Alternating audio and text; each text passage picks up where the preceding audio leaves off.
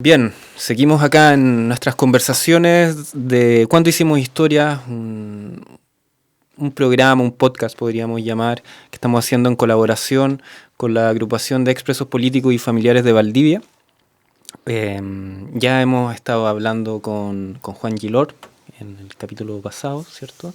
En el primer capítulo junto a Joel Asenjo, dirigente estudiantil en su momento del Liceo Comercial de Valdivia.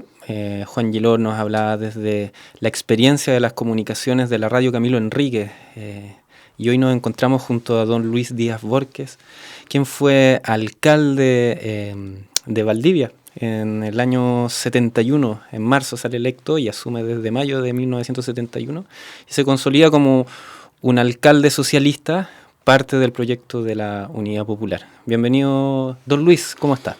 Bien, bien, muchas gracias por la invitación.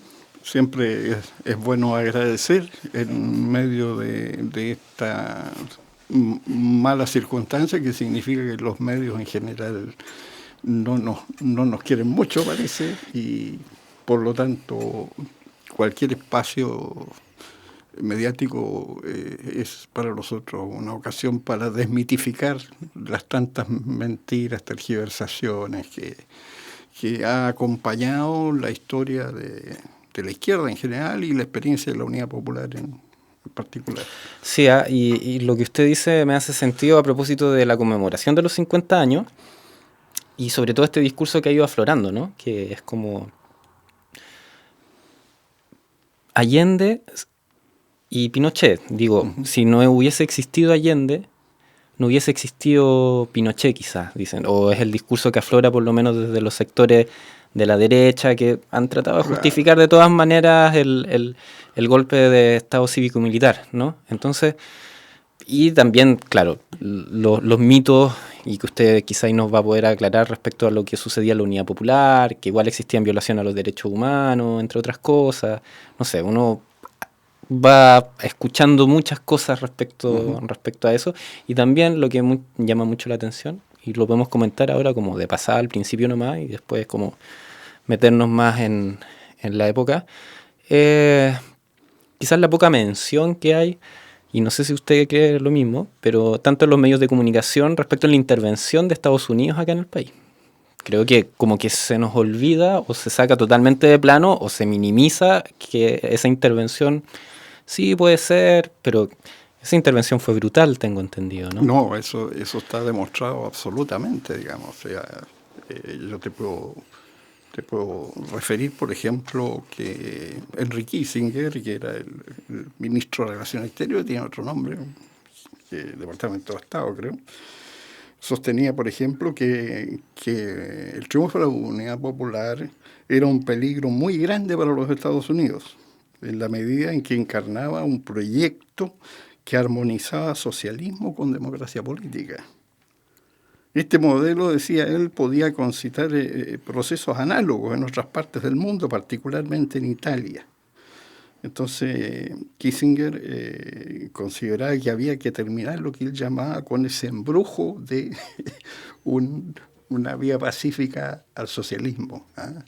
Y ellos se la jugaron completamente. Tú sabes bien que Nixon afirmó de que había que quebrar la economía chilena, expresó que había que hacer chillar a la economía chilena. Sí. Y efectivamente ellos lograron crearnos muchas dificultades. Y sin embargo, yo sostengo que a pesar de todas las dificultades, la evaluación histórica de la economía durante el gobierno de la Unidad Popular es muy, muy alejada de aquella imagen distorsionada y exagerada del desastre económico de la Unidad Popular.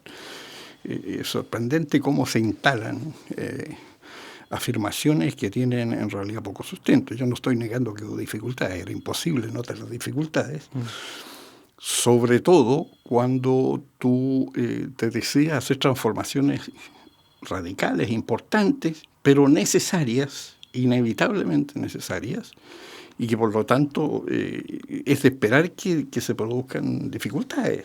Es decir, cuando tú llevas adelante una reforma agraria radical, que dobla e incluso más la reforma agraria del gobierno anterior,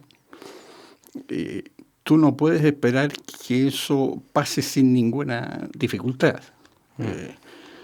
Y a pesar de todo, sabes tú, es sorprendente, ¿eh? Es sorprendente.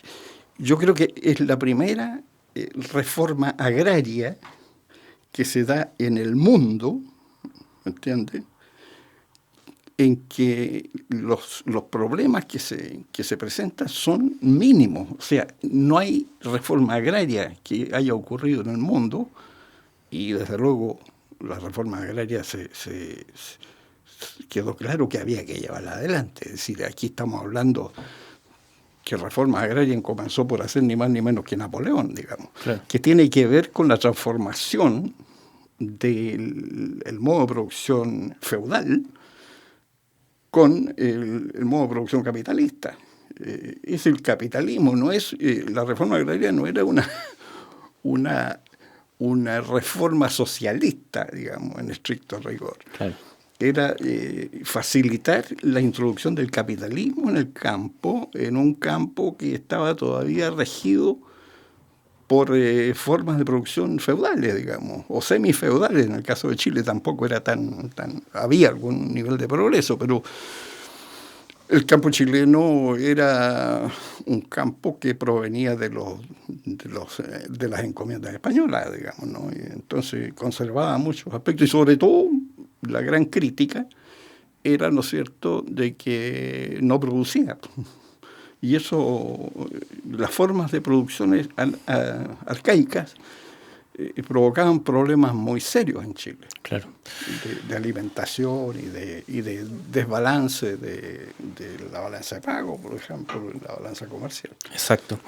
Don Luis, acercándonos ya desde su experiencia, ¿no?, como socialista, militante en su época del Partido Socialista. Si nos volvemos al 1970, acá por lo menos en Valdivia, y cuando se toma la decisión de disputar la alcaldía, ¿no?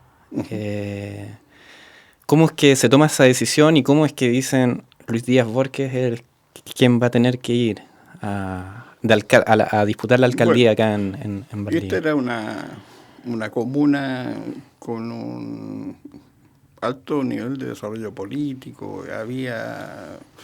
Había un área industrial muy importante en Valdivia en la época, y por lo tanto una clase obrera numerosa, ¿no? Y por lo tanto el Partido Socialista tenía una presencia bastante importante. De hecho, para esas elecciones se elegían 9 regidores, como se llamaban entonces, claro, los concejales, y el Partido Socialista obtuvo 4 de los 9, más un comunista y un radical que inicialmente estuvo con la Unidad Popular, de manera que 6 contra 2 demócratas cristianos y un nacional del partido de derecha. Era un apoyo sustancial. Ahora, lo que ocurre es que yo había sido presidente de la Federación de Estudiantes de la Universidad Austral. Ah, bien. Así que algún cartel tenía, digamos, ¿no? Había una medalla ahí. Claro, algún cartel tenía, y el Partido Socialista estaba en la onda, digamos, de promover a los jóvenes, de que asuman responsabilidades, qué sé yo. Cosa que nos gustó mucho incluso dentro del partido en algunos sectores. Pero finalmente la decisión del comité local del partido fue que había que poner un joven, y bueno, yo asumí teniendo apenas 24 años. Por ahí dicen que yo era el alcalde más joven de Chile, no sé si será cierto o no. Así es. Pero por lo menos de ciudades importantes yo creo que sí. Puede que en alguna comuna haya habido algún alcalde tan joven o más joven que yo, quién sabe, no lo sé. Pero esa era la realidad. Entonces la idea era insuflar juventud, digamos, a estas instituciones en las que siempre había habido personas con más edad, con más experiencia, etcétera, ¿no? ¿Y el desafío cómo lo asume usted, siendo tan joven, no? Digo, bueno, 24 años.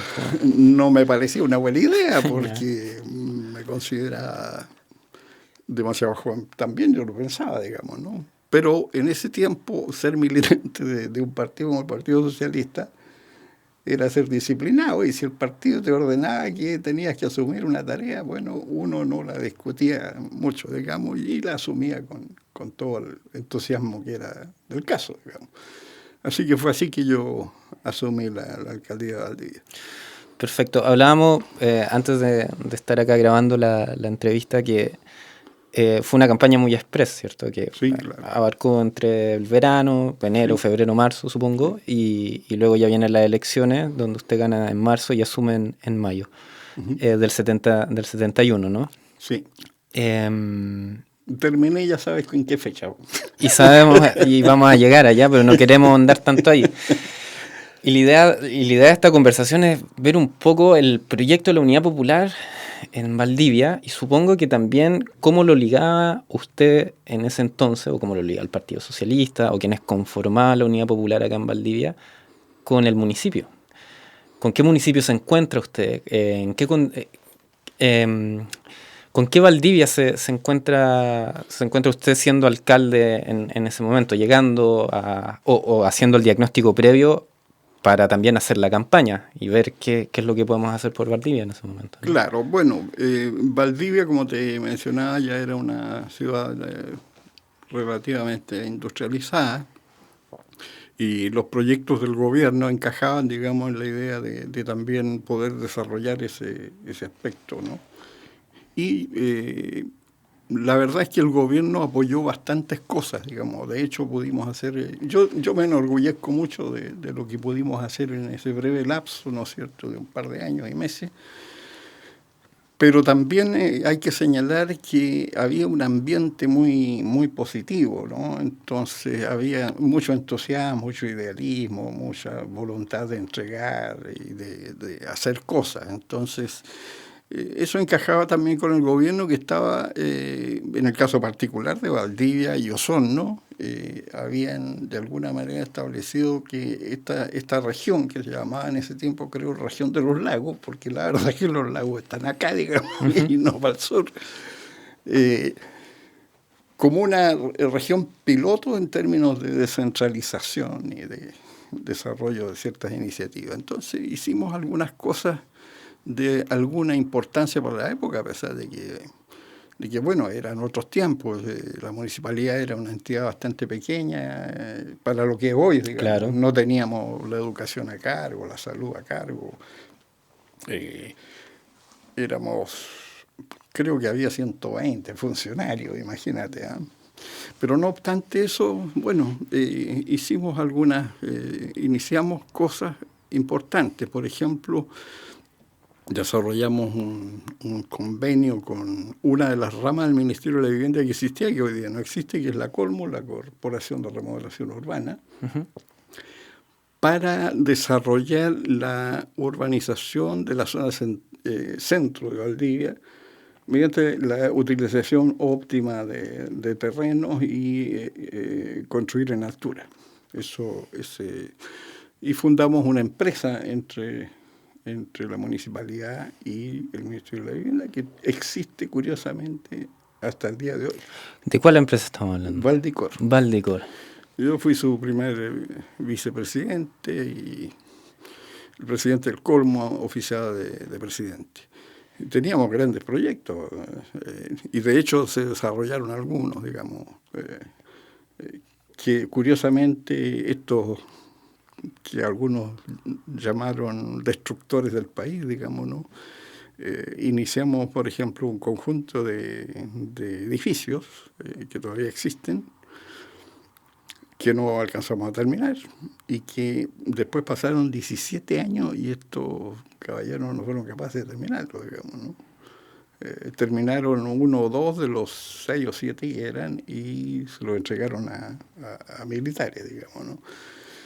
Y bueno, ese fue un proyecto muy interesante. Lo otro que tomamos la iniciativa de recrear algún tipo de atracción para la ciudad, digamos, como centro de verano, como un destino nacional preferente, porque Valdivia hasta el día de hoy todavía es un destino del turista nacional, llega mucho. y desarrollamos el proyecto de un festival de la canción. En ese tiempo no era muy extendido, hoy día se hacen festivales por todos lados. Pero nosotros llevamos adelante ese proyecto, fíjate, y nos pusimos, no diría a la par del de Viña, pero detrásito, digamos, ¿no? Logramos transmisiones, casi el 90% de las radios de Chile retransmitían el Festival de Valdivia, fue todo un tremendo éxito. Y lamentablemente no se siguió haciendo, porque una de las cosas más impresionantes de la dictadura es que quisieron borrar todo lo que sea algo positivo o no, borrar todo lo que nosotros habíamos hecho. Es francamente estúpido, diría yo incluso, ¿eh? Pero así pasó. Sí, sí. Y el otro proyecto interesante que nosotros desarrollamos era que en ese tiempo, desde el punto de vista del desarrollo estratégico, ya no solo de Valdivia, sino que de la región, yo era además presidente de la Asociación de Alcaldes de la provincia. Y tal que tal, yo, tenía que asumir también otras tareas. Y nos habíamos definido, en el marco de esta asociación o de plan que funcionaba también la Oficina de Planificación Regional, que hoy día prácticamente no existe, digamos, que dependía del Ministerio de Planificación, cosa que a los neoliberales les molesta tanto, pero que evidentemente era necesario. Se definieron 3 ejes estratégicos para la región, digamos.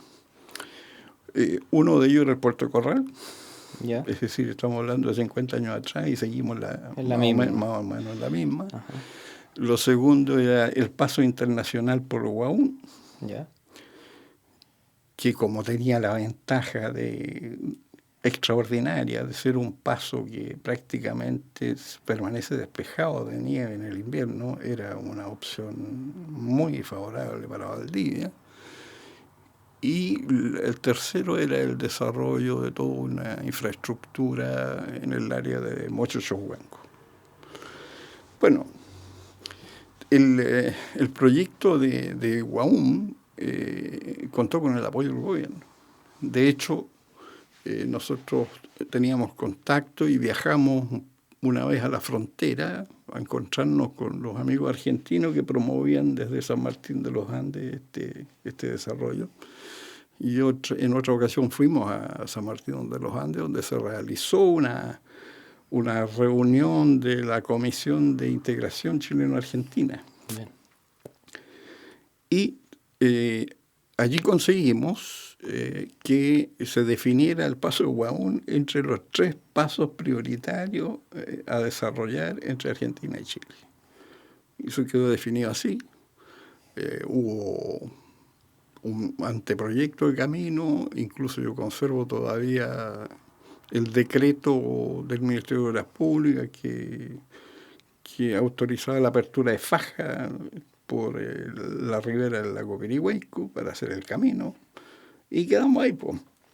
Y eso era realmente, como te digo, pensado en términos bastante estratégicos, lo del camino por Huaún, el Puerto de Corral y el desarrollo de Mochochohuanco, que no era ya un tema, digamos, estrictamente de la comuna de Valdivia, sino que de la región. Yo acá, y quienes nos puedan estar escuchando, les vamos a recordar obviamente que estamos junto a don Luis Díaz Volques, quien fue alcalde de Valdivia para el momento histórico de Chile de la Unidad Popular. Fue parte del proyecto de la Unidad Popular y nos conversaba, ¿cierto?, acerca de podríamos hablar de los proyectos y cosas que se ejecutaron acá respecto al municipio, del quehacer del municipio, que claro, uno se imagina el municipio que siempre, como el municipio de ahora, y probablemente no era así. Usted mismo nos decía, había 120 funcionarios solamente, y quizás las atribuciones no son las mismas a las que se tienen hoy en día, donde son muchas más, pero acá anotaba que en términos de cultura, vivienda y urbanismo, el municipio sí estaba haciendo cosas acá en Valdivia en el momento de la Unidad Popular. Usted ahí me destacaba 3 cosas, ¿cierto? 3 proyectos regionales, ¿no? Te podría mencionar todavía 2 cosas interesantes, digamos, de lo que se pudo hacer, digamos, ¿no?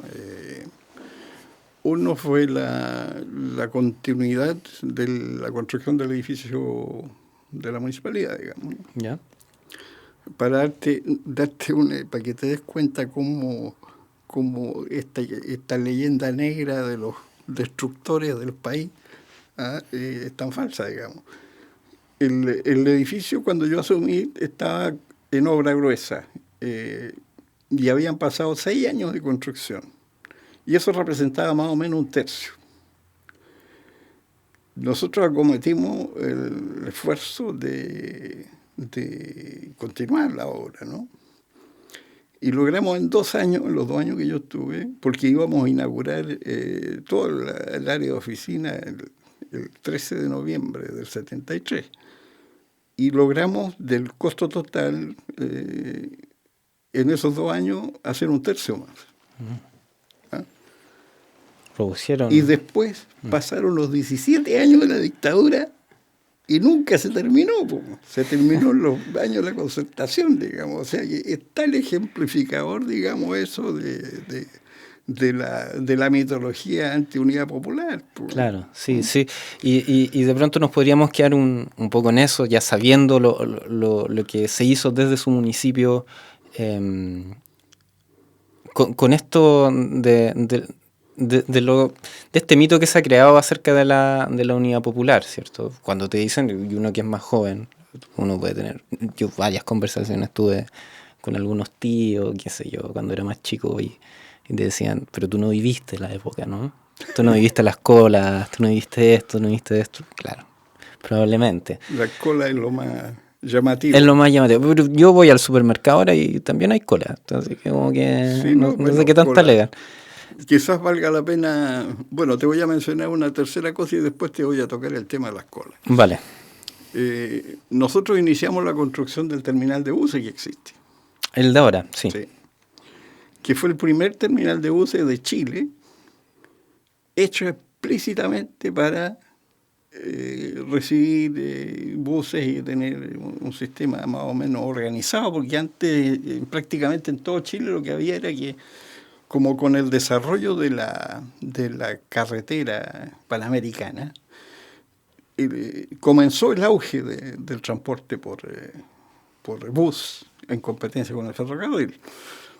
Pero entonces en todos lados lo que se hacía era improvisar sitios heriazos donde las empresas levantaban alguna casucha para vender sus pasajes.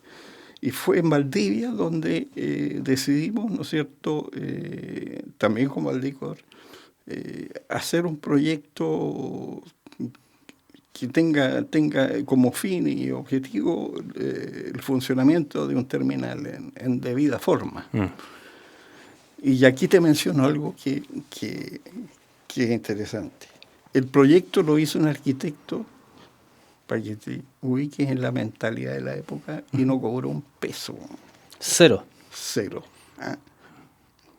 Por ayuda o compromiso con el proyecto de la Unidad Popular. O sea, ¿no? eso es inimaginable hoy día en esta sociedad donde tan mercantilizada, ¿no? Claro, sea, todo vale. Jamás en la vida aquí te vas a conseguir que alguien te haga un proyecto gratis, digamos.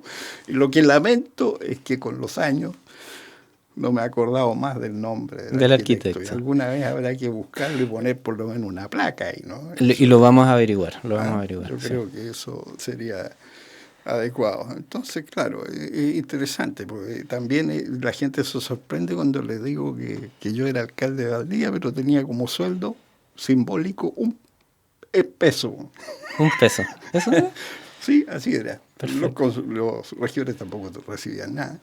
Era todo trabajo ad honorem. Yo me defendía porque tenía un sueldo de profesor y trabajaba lo poco que podía trabajar también en la Dirección Provincial de Educación. Ahí me daban facilidades porque era bastante absorbente ser alcalde, sí. ¿No?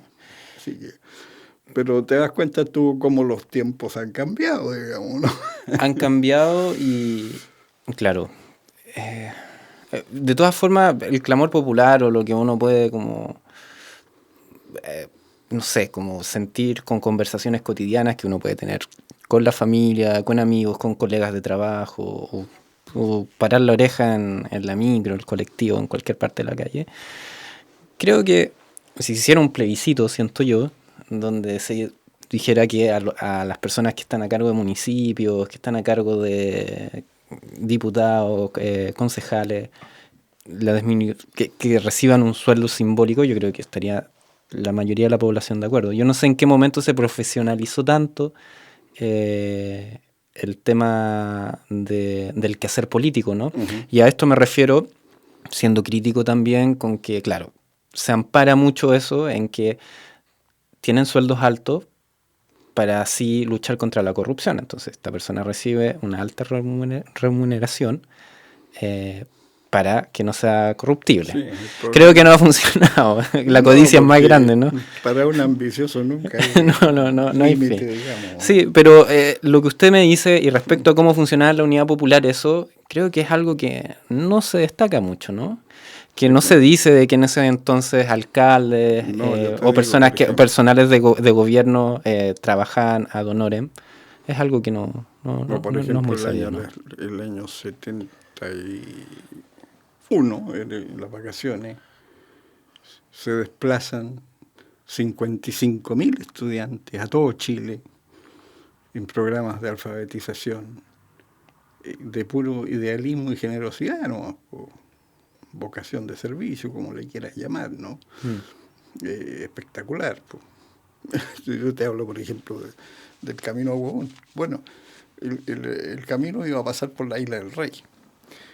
Y ya teníamos, estaba determinado la faja por la que y había que ir a desbrozar y botar árboles. Y allí las juventudes comunistas, en ese caso, se hicieron cargo y fueron allá y trabajaban y qué sé yo, ¿no? Cosas que hoy día no pasan, ¿no? Claro. Digamos, ¿no? Eso es así. Bueno, volviendo... Sí, y volviendo, para retomar sobre el quehacer en ese entonces, que uno, claro, nos vamos enterando de cosas como del terminal, el desarrollo del mismo edificio de la municipalidad, Valdicor, entre otras cosas. Algo que me interesaría, o creo que las personas que nos puedan escuchar a futuro en este momento, tiene que ver con cómo era el vínculo entre el municipio con el gobierno central, ¿no? Yo insisto, no, a los que somos de estas nuevas generaciones donde todo es inmediato, nos cuesta mucho meternos en la época de ese momento donde no había internet. Supongo que el teléfono quizás era un poco más limitado, o qué sé yo, sí, el tema de la conexión, ¿no? Teléfono y telex era lo que se usaba, digamos. Claro, entonces saber un poco cómo era esta relación entre el gobierno central, entre el mismo presidente Salvador Allende en ese momento, sus ministros, con la alcaldía acá de Valdivia, ¿cómo funcionaba eso? No había una relación directa, nuestra relación era con la intendencia, con el intendente como representante del gobierno central, digamos, ¿no? Y los ministerios que funcionaban. En ese sentido no ha cambiado mucho. Y ahora que me recuerdo, a propósito de Huahún, nosotros fuimos a hablar con Allende del tema, con una delegación argentina, digamos. Él nos recibió, me acuerdo, en Tomás Moro, ¿no? Y dio su aprobación a este proyecto que, como te digo, quedó finalmente en nada.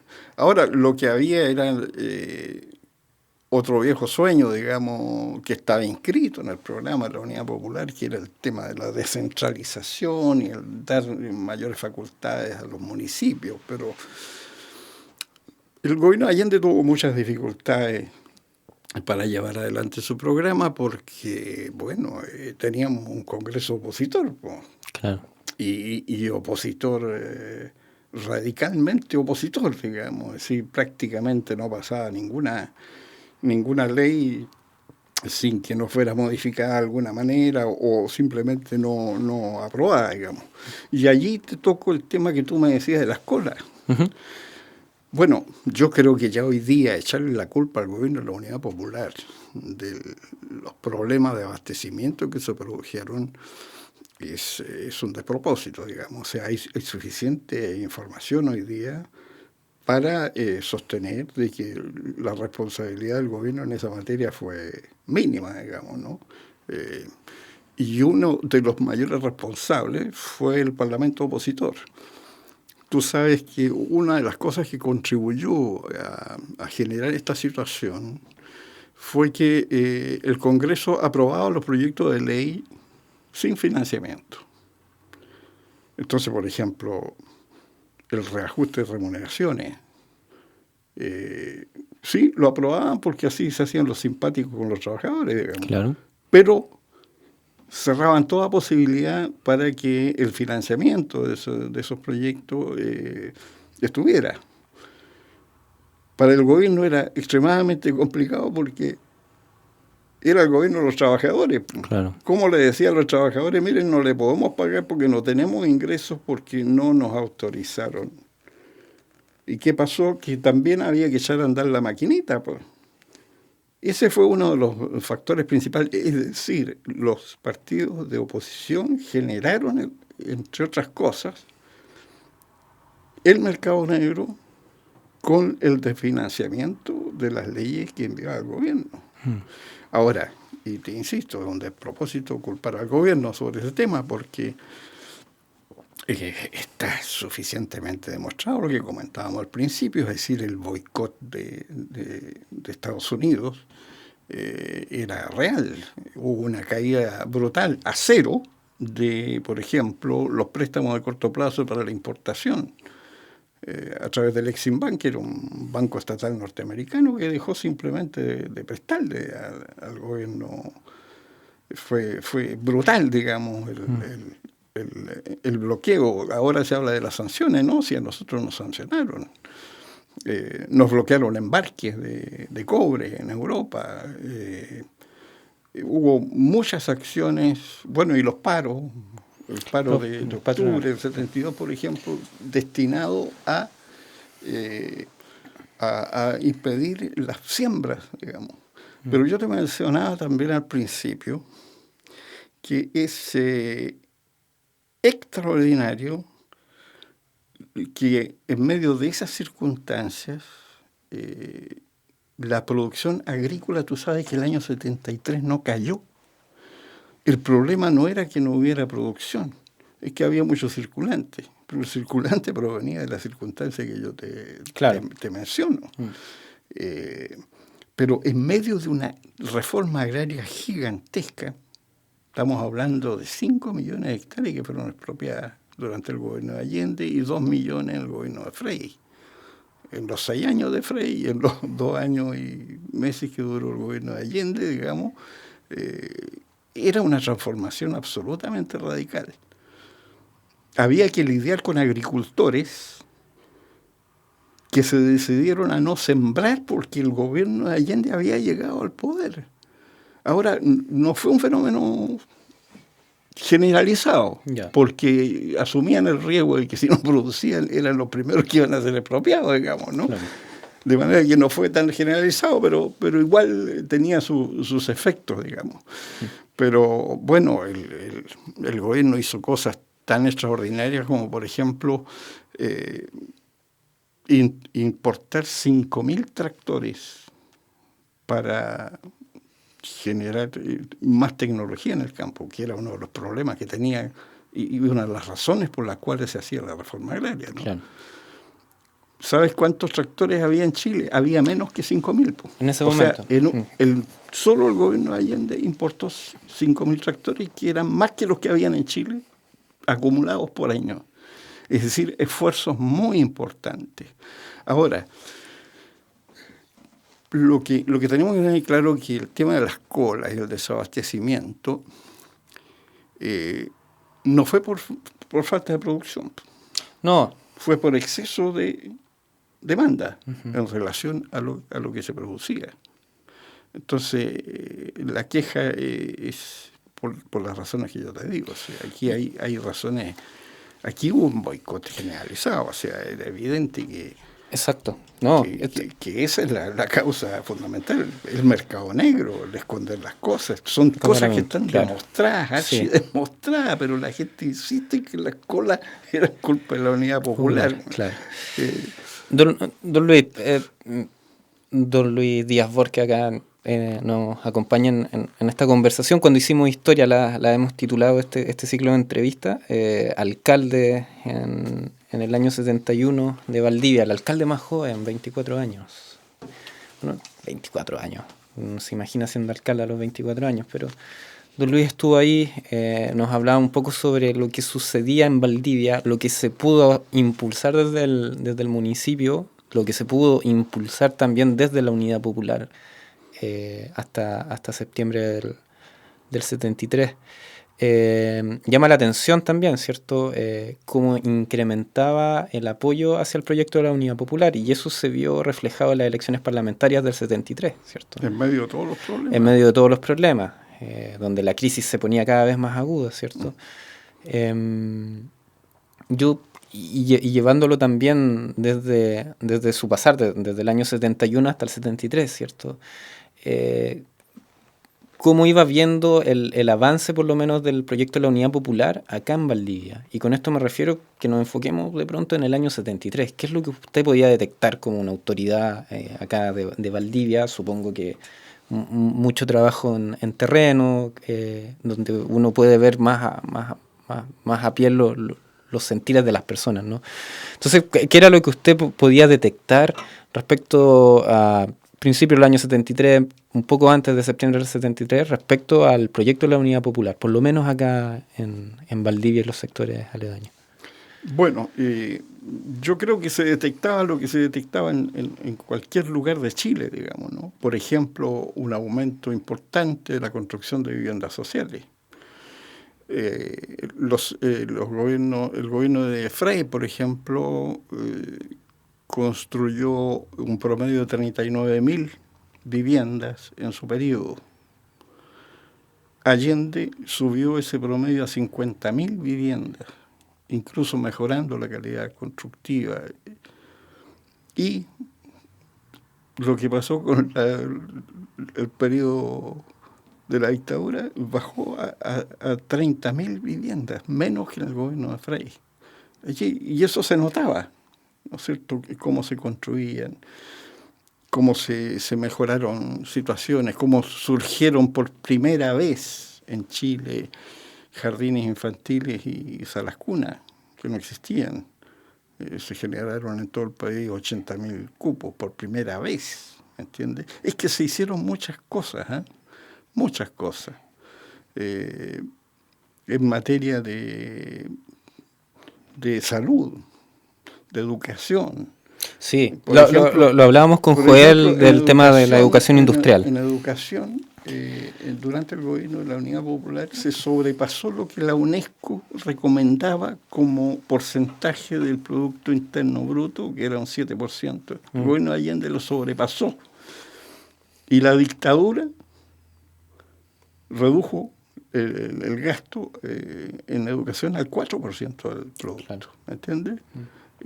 Entonces, y tal vez aquí valga también hacer la comparación, lo que hablábamos a propósito del desabastecimiento. Acusan a la Unidad Popular de desabastecimiento, pero había un mejoramiento de la calidad de la alimentación. La gente se alimentaba más porque había producción. Es curioso. Era un problema de orden financiero, por así decirlo. Entonces, curiosamente, hay un informe del Banco Central del año 1986, en plena dictadura. Yo no sé, alguien por honestidad o algún equipo de gente honesta que sostuvieron en ese informe que el mayor consumo de productos de proteína animal había ocurrido el año 72. Y que la estadística que ellos mostraban es que nunca había sido superado tampoco por la dictadura, digamos, ¿no? Es decir, te das cuenta cómo esto de las colas era bastante poco demostrativo de problemas reales, digamos. Claro. O sea, ahora si tú quieres te llevo a las crisis que se generaron en la dictadura, porque resulta que también se habla maravillas de la economía bajo la dictadura y es otro mito, No, digamos, bueno, pero otro mito. han salido varios reportajes respecto al mito Piensa tú, de la por dictadura. ejemplo, que el año 73 la producción cayó, el Producto Interno Bruto cayó un 6% con todo el desbarajuste generado por el boicot. Pero el año siguiente, el 74, la economía se recuperó milagrosamente. Pero resulta que enseguida aplican lo que llamaron la política de shock y el 75 se cae el producto, no me recuerdo bien la cifra, pero fue una caída brutal. Ya no le podían echar la culpa a la Unidad Popular. ¿Cómo era que la Unidad Popular había destruido el país y en el 74 ya se recuperó el nivel de producción, digamos? Y ellos lo echaron abajo el 75, digamos.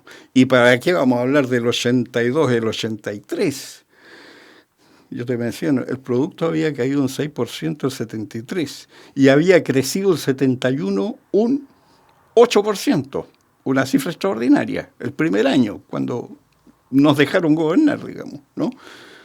Pero el año 82-83 el producto cae un 17% y casi 3 veces lo que cayó bajo la Unidad Popular del año 73, casi 3 veces, con un 30% de cesantes, los POR y los PEM y todo eso.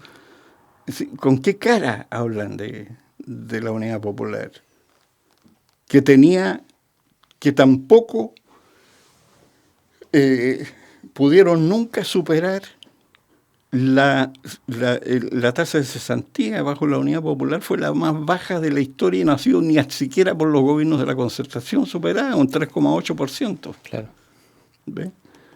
Entonces, el desastre de la Unidad Popular hay que tomarlo con bastantes pinzas, porque es un mito, digamos, pero que tiene esta cosa gráfica, digamos, de la foto, la gente esperando hacer cola, qué sé yo, cosa que uno no puede negar desde luego, pero son cosas, claro. Que no era representativo. Exacto. Por el contrario, ¿no es cierto? En los 82, 83 habían comedores infantiles, había ollas comunes, y la gente no tenía que comer, y no habían colas, claro. Porque la gente no tenía plata.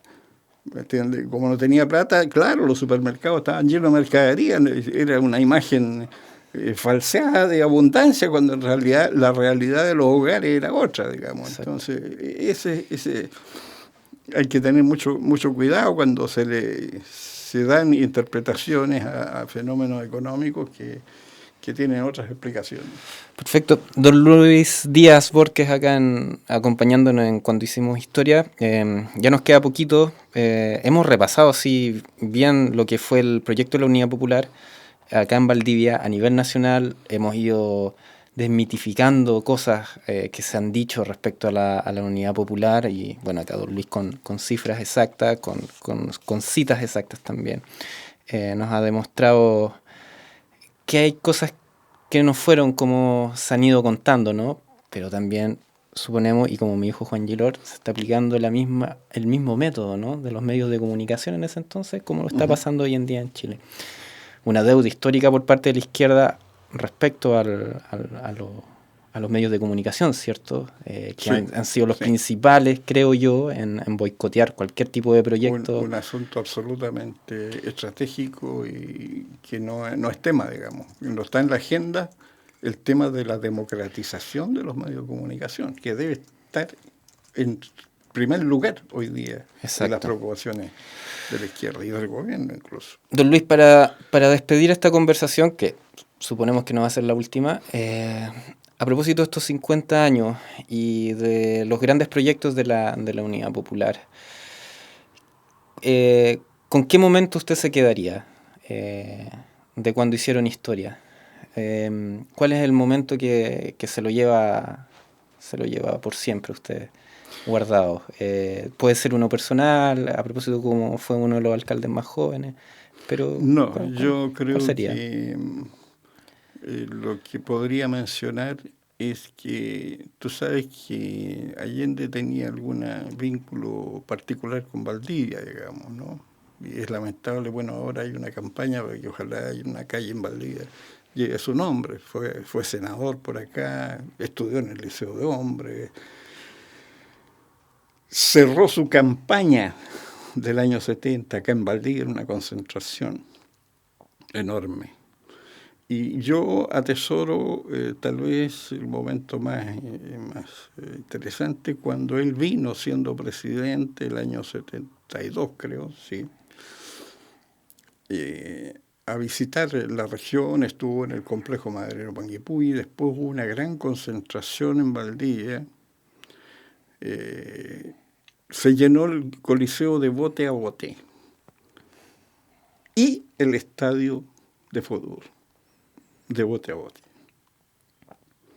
Es la más grande manifestación que es política que se ha hecho en Valdivia jamás, digamos, ¿no? Tal era el atractivo que presentaba para las masas populares la figura de Salvador Allende. Y yo tuve ocasión en ese momento de entregarle un documento que lo acreditaba como hijo ilustre de Valdivia por acuerdo de la municipalidad. Bien, buen momento. Uh-huh. Don Luis, le queremos agradecer por esta conversación, cortita, pero que yo sé que vamos a estar repitiendo pronto, ¿no? Bien, pues no hay problema. Que esa es la idea, y que no sea solamente a propósito de estos 50 años, ¿no? Que es algo que nos interesa, que es el trabajo de la memoria y que sea permanente, ¿no? Uh-huh. Y que no sea solamente por estos 50 años y que después ya lo dejemos. A propósito de la reparación, la justicia y la verdad, que es una deuda. Y como te digo, ¿no? que desde luego yo creo que el tema de la denuncia, de la violación de los derechos humanos, debe continuar, pero echo de menos la defensa de lo obrado por Allende, como una necesidad importante de dejar testimonio claro de lo que verdaderamente ocurrió. Exacto. Bien, don Luis, muchas gracias. Muchas gracias a ti.